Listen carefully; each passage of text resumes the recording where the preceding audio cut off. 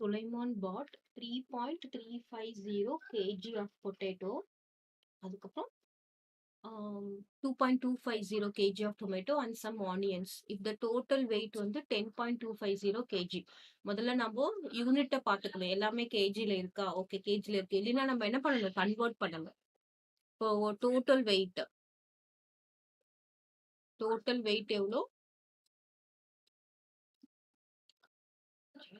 Total wait 10.250. Clear. இதுல பொட்டேட்டோவோட wait is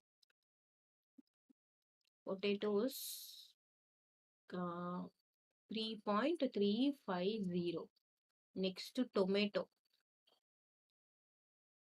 டொமேட்டோவோட wait என்னன்னு பாத்தீங்கன்னா இங்க 2. இது 2, இது 5, இது 0. ஸோ எழுதும் போது கிளியரா நேரா எழுதணும். அப்பதான் நமக்கு ஆன்சர் கரெக்டா வரும். இப்ப நம்ம என்ன பண்றோம்?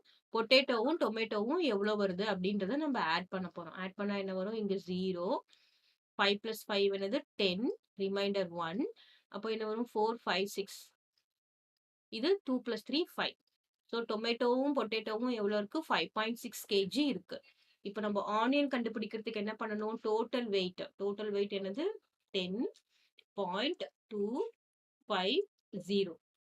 அப்புறம் இதோட ரெண்டுத்தோட வெயிட் என்னது? 5.600. 5.60 எப்படி எழுதணும்? இங்க 5 போட்டுறக்கூடாது.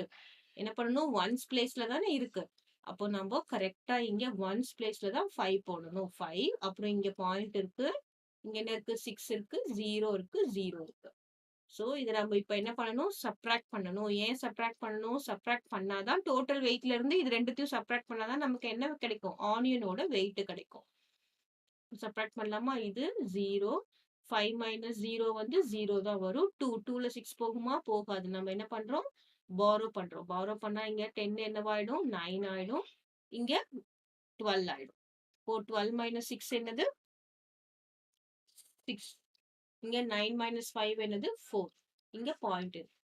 So what is the weight of onion? It is 4.650. இங்க 5 - 0 5 தானே?